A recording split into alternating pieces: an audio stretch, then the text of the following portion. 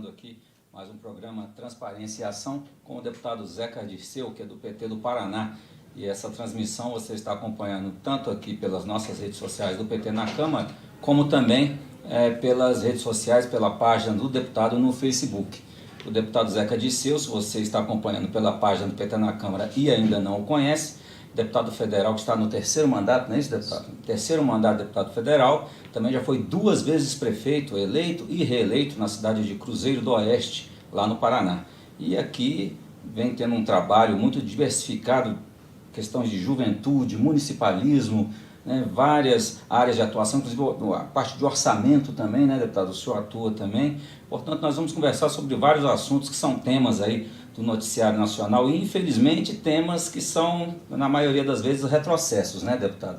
E, inclusive, um deles é uma medida aí que está sendo proposta pelo governo Bolsonaro, aliás, um governo que realmente só nos dá péssimas notícias, que é justamente sobre uma medida que o governo quer adotar de restringir a construção de escolas, né? O governo apresentou essa medida, onde para reduzir o déficit aí no futuro, né, em certa medida eles vão restringir aí a construção de escolas públicas, né? Como o senhor vê, deputado? O senhor atua também nessa área da educação.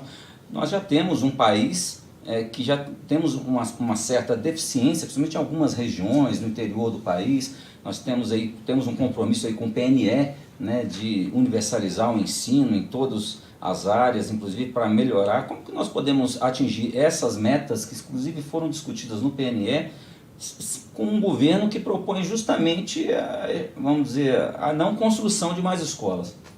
Primeiro, agradecer a tua companhia aqui, Heber. Muito bom a gente poder trocar algumas ideias, discutir com as pessoas. E quero saudar quem está nos assistindo aí nas nossas redes sociais, aqui da liderança do PT, e também as minhas redes sociais que tocam, né, o dia a dia da comunicação do mandato.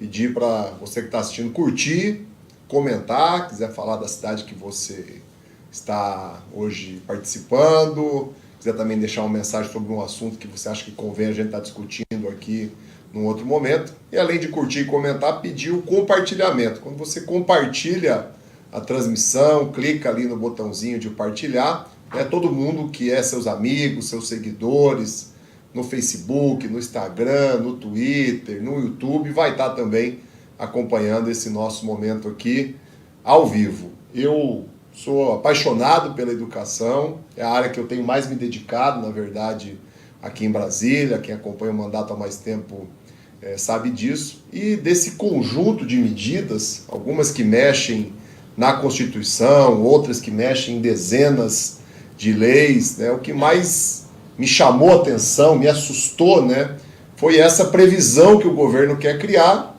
de que em momentos de crise, ou pseudos-crises, crises que são inventadas, fabricadas, um gatilho que o governo quer criar para que nos momentos de queda de arrecadação seja natural, seja automático, cortar gastos sociais, cortar gastos da saúde, cortar gastos da área social, né, deixar de reajustar salário, tirar direitos previdenciários e também limitar investimentos na área da educação. Isso é inaceitável, né? A emenda constitucional 95, né, o congelamento de investimento nos últimos 3, 4 anos, já trouxe prejuízos enormes ao Brasil, à vida das pessoas, o próprio crescimento da economia, a geração de emprego. Imagine se a gente começar a reduzir investimentos em áreas estratégicas e não só o governo federal, os ministérios, mas os governos estaduais e os governos municipais ficarem proibidos, né, de fazer investimentos, como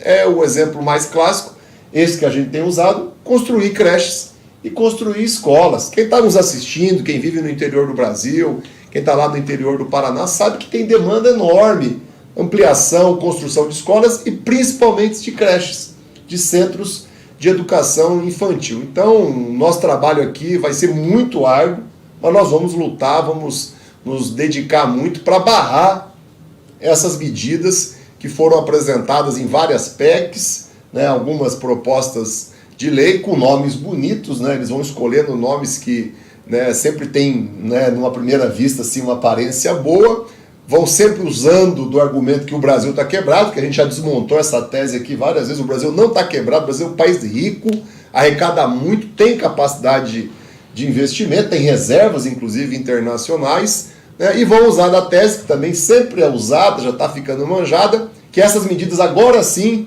vão gerar emprego. Primeiro era a reforma trabalhista, depois era a reforma da Previdência, depois era uma medida ou outra que foi aqui apresentada, e agora vem esse conjunto de PECs com nome de Pacto Federativo, outras propostas com nome de Carteira Verde e Amarela, tentando seduzir os jovens, mas não passa de nada mais do que engodo, do que mentira, do que fake news e principalmente ataques, retrocessos em áreas que são essenciais para a vida da população de um modo geral. Saúde, educação, segurança pública, área social, mexe com a vida de todo mundo e mexe com a economia, porque também faz dinheiro circular. Nosso trabalho, e aí você precisa ajudar, comentando, curtindo, compartilhando, é barrar essas insanidades que agora, no finalzinho do ano, estão tentando aprovar aqui a toque de caixa. Pois é, deputado, e falando em retrocessos, né, os que já estão, o governo já está propondo, nós temos aí outro retrocesso que o senhor citou agora, que é a questão da carteira verde e amarela, né, que é em troca de possíveis empregos, né, que seriam criados, simplesmente o governo retira praticamente todos, ou uma grande parte dos direitos que os atuais trabalhadores têm garantido por lei, né? E essa MP agora, a 905, que o Bolsonaro apresentou aqui ao Congresso, realmente ela tem uma série de barbaridades, inclusive taxação do seguro-desemprego. Quer dizer, no momento em que, principalmente nós, petistas, a bancada do PT aqui na Câmara, discute taxação de grandes fortunas, o governo Bolsonaro vem com uma outra proposta, em vez de taxar as grandes fortunas, vem taxar justamente quem está desempregado e que recebe um pequeno benefício para poder sobreviver. Eu alertava já na época da campanha, e tinha convicção, da ameaça que significava a vitória do Bolsonaro como presidente.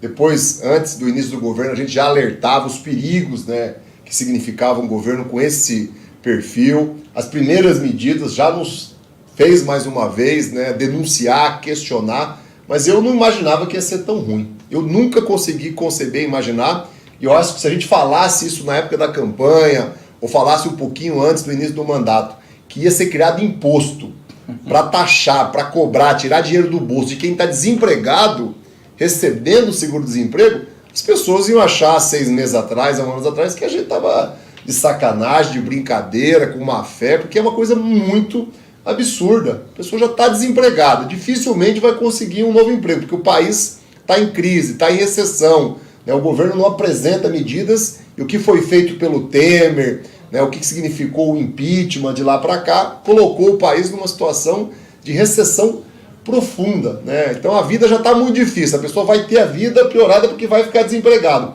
Aí o último rendimento que ela tem, o governo ainda quer tirar, acho que é 7,5%, 8,5%. E você falou bem, com uma falsa conversa de que isso vai gerar emprego para jovens, que isso vai aumentar oportunidades de trabalho. Os especialistas estão, inclusive, dizendo que a proposta, né, de criar algo que diferencie o jovem do idoso, o jovem de quem está na meia-idade, da maneira como o governo fez, é até inconstitucional, é até ilegal e não vai poder nem sequer ser discutida.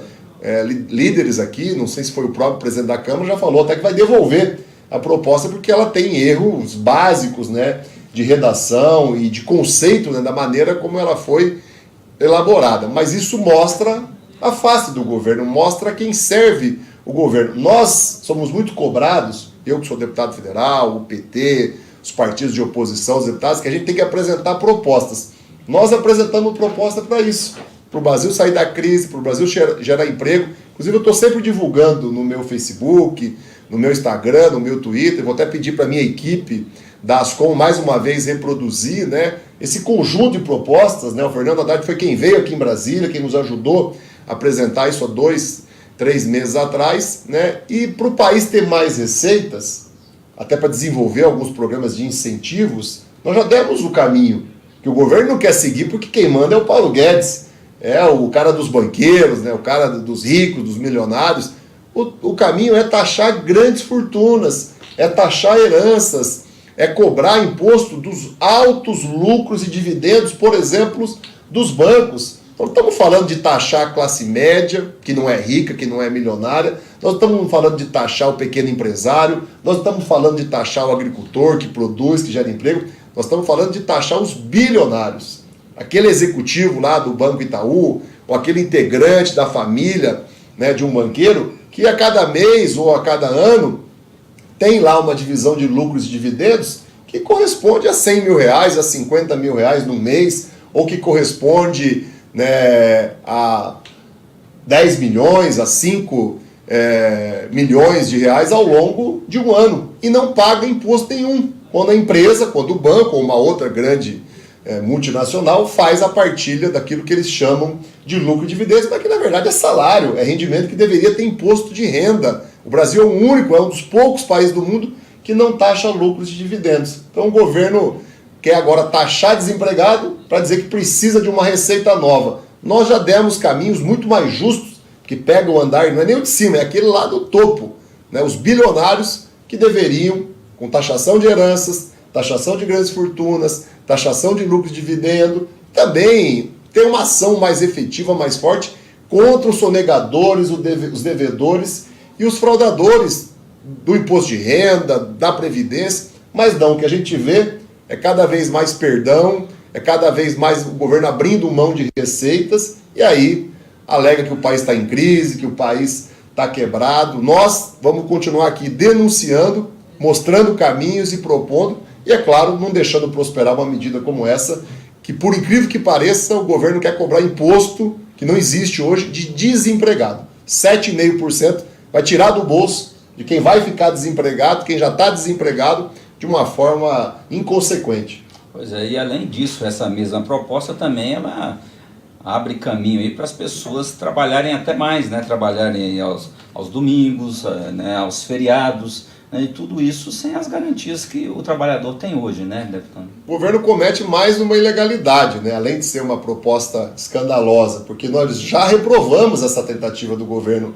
de impor o trabalho aos domingos, de impor trabalho aos sábados, de não remunerar de forma diferenciada quem trabalha e precisa realmente trabalhar aos domingos, aos feriados. Então o governo ele é antidemocrata também, né? Ele fica insistindo, querendo impor ao Congresso algo que nós já rejeitamos aqui. Eu queria dar uma olhadinha aqui quem está nos acompanhando, até porque o pessoal cobra muito. Pô, eu acompanhei a transmissão ao vivo inteira, vocês não mandaram nenhum abraço, então eu vou abrir rapidinho aqui, eu não sei se vocês têm também o da liderança do PT, mas eu queria, a quem está ao vivo aqui acompanhando, mandar alguns abraços, pedir aí, pessoal, para curtir, comentar, compartilhar, dá para copiar o link também, mandar nos teus grupos do WhatsApp, mandar nas listas de transmissão. Já tem muita gente aqui, viu, Heber, acompanhando a gente. Vou baixar um pouquinho o volume, né, e deixar aqui um abraço para aqueles que são seguidores aqui mais ativos, né? Tá com a gente o vereador, ó, Luiz Fraga, tá lá em Santa Mônica, no Paraná. Mandar um abraço ao Fiorentin, a Rosa Celerino, o Alain, a Dalila, a Mirlene, a Daniela, a Leandra Almeida. Tem gente aqui defendendo a educação, tá com a gente também a Suzy, a Jussara, o Ademir. Pessoal, obrigado por estarem aí acompanhando essa nossa transmissão. Façam compartilhamento, copiem o link, mandem nos grupos que vocês participam, mandem nas listas de transmissão, porque a gente está aqui em defesa do Brasil, defesa do trabalhador, cobrando do governo, denunciando as medidas que são equivocadas. Essa de taxar desempregados, ela faz mais uma vez um movimento que é ruim para a economia poder crescer, porque ela tira dinheiro do bolso do desempregado, ele vai deixar de consumir aqueles valores, e esse dinheiro vai acabar sendo usado para pagar juros da dívida, para fazer superávit primário, ou seja, é mais uma medida recessiva, além de ser insana, além de ser muito cruel. Deputado, e além disso nós temos aí uma outra medida que parece que é um absurdo também completo, que foi proposta pelo governo nos últimos dias, que é o fim do seguro DPVAT, né? Que muitas pessoas não sabem para que serve esse seguro, mas é simplesmente um seguro que dá a garantia de uma pessoa que sofreu um acidente receber uma indenização, né? E parte desse seguro DPVAT vai para o SUS, né? Justamente cerca de 45% de tudo que é arrecadado pelo seguro DPVAT vai justamente para a saúde, né? Para Agora nós temos aí um presidente que simplesmente parece que quer acabar com o DPVAT, e pelo que se diz, o que se saiu na mídia, numa atitude de vingança, né, contra o presidente do ex-partido dele, o PSL, parece que agora ele vai fundar um novo partido, e em vingança porque o ex-presidente do partido dele era justamente dono de uma seguradora que administrava o DPVAT, ele fez isso. Né? Então vou acabar com o DPVAT sem pensar nas consequências, e uma das consequências também é que você que paga o seguro DPVAT recebe todo ano o seu licenciamento, né? Que é aquele documento que lhe permite dirigir pelas ruas do país, passar pelas blitz sem ser, né, incomodado, é o documento do carro, e que justamente quem financiava esse licenciamento era justamente o recurso do DPVAT, e agora o governo não sabe nem o que vai fazer agora com o licenciamento. Você vai cobrar uma taxa à parte? Como o senhor vê esse tipo de atitude tomada pelo governo, que a gente vê que é algo sem planejamento nenhum, deputado? Mostra muito o caráter do governo, o caráter do Bolsonaro, né, personalista, né? Aquela coisa da família, dos amigos, dos chegados, dos mais próximos, e eles que propunham, né, e propagavam que iam fazer uma nova política, né? Mas não, é um governo muito individualista, que só pensa em si mesmo, nas suas figuras, e que muitas vezes aceita, topa prejudicar a nação, prejudicar o país, prejudicar as pessoas mais humildes para satisfazer uma questão pessoal, como você disse, de uma rixa, né, do presidente do PSL com o presidente da República, e do Bivar, que é presidente do PSL, que é sócio, né, de uma das seguradoras que administra uma parte dos recursos do DPVAT, até porque uma outra parte grande, dá em torno de 2 bilhões por ano, vai para o Ministério da Saúde, vai para ações de saúde que chegam na tua cidade, de vacinação, de atendimento nas unidades básicas de saúde. Quando você tira 2 bilhões, você prejudica o Ministério da Saúde como um todo. Então mostra o caráter individualista e mostra a insanidade, né, de um presidente da República que já tirou a obrigatoriedade daquelas cadeirinhas, né, dos bebês, que foi uma coisa inacreditável, né, que já, né, te retirou radares de forma sem critério nenhuma, né, de rodovias. Eu acho que tem radares dentro de cidades e alguns trechos de rodovias que são armadilhas, são fábricas de multas e que devem ser combatidos. Agora, tem radares em lugares que são necessários, em lugares que são bem sinalizados, que não é pegadinha, que é para proteger a vida contra alguns inconsequentes que exageram no trânsito. Nós tivemos nesse feriado um aumento de mortes, um aumento de acidentes comparado do ano passado. Eu recebi muitas mensagens, algumas até me emocionaram, né, de pessoas que já precisaram do DPVAT e que tiveram a sua vida restabelecida, às vezes ficaram com uma perna que, né, teve algum dano muito grave, ou às vezes tiveram sequelas, né, muito sérias de um atropelamento, de um acidente, né, de algum tipo de dano no trânsito, e que se não fosse o DPVAT, as pessoas estariam hoje, talvez, ainda com sequelas, ou teriam perdido a vida, né? Então, o DPVAT cumpre um papel, às vezes a gente desconhece, eu mesmo nunca utilizei. Para mim, pode parecer que não tenha uma importância muito grande, mas para quem já precisou, para quem foi atropelado, para quem se envolveu em um acidente, para quem estava dentro de um veículo, às vezes de um desconhecido ou de um amigo, né, e que só teve aquela alternativa para recuperar a sua saúde e para recuperar talvez até a sua vida, ou de um ente querido, né, ou até mesmo nos casos de falecimento, que aí tem as indenizações, as pessoas sabem o valor que isso tem, e é claro, a gente precisa se opor aqui, e a gente não consegue fazer isso sozinho.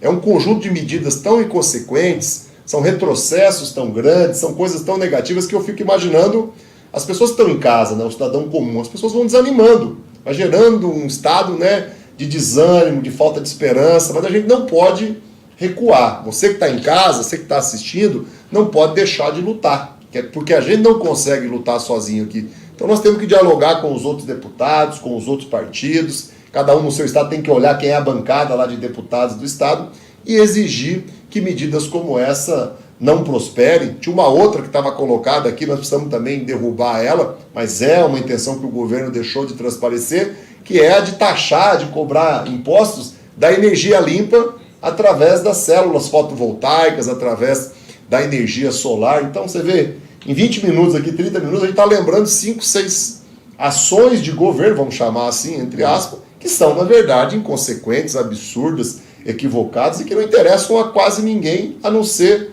a um pequeno capricho, né, um pequeno desejo, muitas vezes do presidente, da sua família, do seu partido ou do poder econômico, né, dos bancos, do Paulo Guedes, que na verdade são os únicos que desde a posse do Temer e da posse do Bolsonaro estão ganhando dinheiro no Brasil, estão vivendo bem, e o governo não faz nada para taxar, para cobrar, para também dividir uma parte do sacrifício com o andar de cima, com os bilionários, com os milionários do país. Acho que essa é a questão mais inaceitável, né? Querem que o povo dê sacrifícios cada vez maiores, tirando dinheiro da educação, tirando dinheiro da saúde, querem que o povo, as pessoas mais humildes que ganham um salário mínimo, deem sacrifício, abrindo mão de direitos trabalhistas, de direitos previdenciários, querem que o povo mais humilde que ganha um salário mínimo dê sacrifício, porque não vai mais ter reajuste do salário mínimo, querem que o servidor público, né, dê sacrifício, a agente comunitária de saúde, a enfermeira,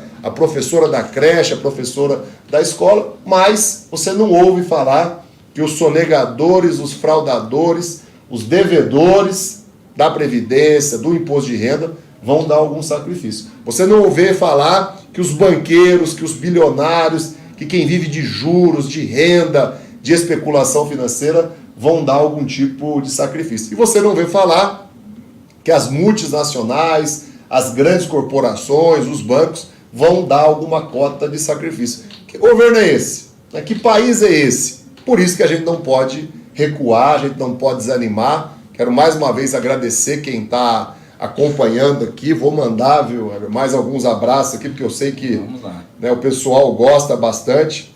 Se somou a nós aqui também a Angelina de Jesus, a Kátia, o Ademir, né, tá acompanhando a transmissão aqui, gente dos mais diferentes lugares. Se você não comentou ainda, coloca aí o teu nome, a cidade que você está acompanhando a nossa transmissão e o que você pensa, né, desses assuntos que a gente está debatendo aqui. Eu não sou dono da verdade, né, a gente precisa ouvir as pessoas para compreender a realidade da vida, mas eu acho e percebo nessas medidas questões muito graves, e é claro que é nossa obrigação compartilhar isso com você, denunciar. E se você, além de comentar e curtir, você fizer também um compartilhamento, né, no teu Facebook, no teu Instagram, a gente vai conseguir chamar a atenção de muita gente e que essas pessoas, é claro, cada uma no seu estado, quem está aí no Paraná, nós temos 30 deputados, 3 senadores, pega ali a listinha e começa a cobrar, começa a alertar, começa a questionar, porque a gente já conseguiu nesse ano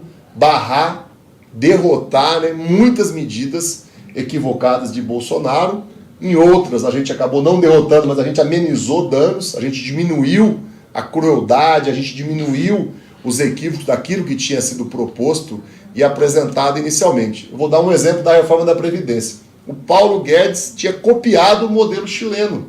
O Paulo Guedes ia implementar no Brasil, o Bolsonaro apoiou a iniciativa, né, da capitalização individual, ou seja, cada um ia ter que se virar sozinho. Você só ia ter uma poupança no final da sua vida daquilo que você contribuiu. Como é que fica o assalariado? Como é que fica quem trabalha 5 anos, depois fica 3 desempregado? Como é que ia ficar quem fica muitas vezes dependendo da informalidade, trabalhando sem carteira assinada? Essas pessoas não iam ter aposentadoria, iam receber 100, 200, 300 reais por mês, como acontece no Chile, e gerou toda essa convulsão social, não só lá, mas em vários outros países aqui da América Latina, até mesmo da Europa. Então a gente teve êxitos, né, ao longo desses 10, 11 meses, derrotando algumas propostas, que eu espero que aconteça com essas que a gente discutiu hoje, e amenizando danos, reduzindo efeitos de outras propostas equivocadas que o governo apresentou.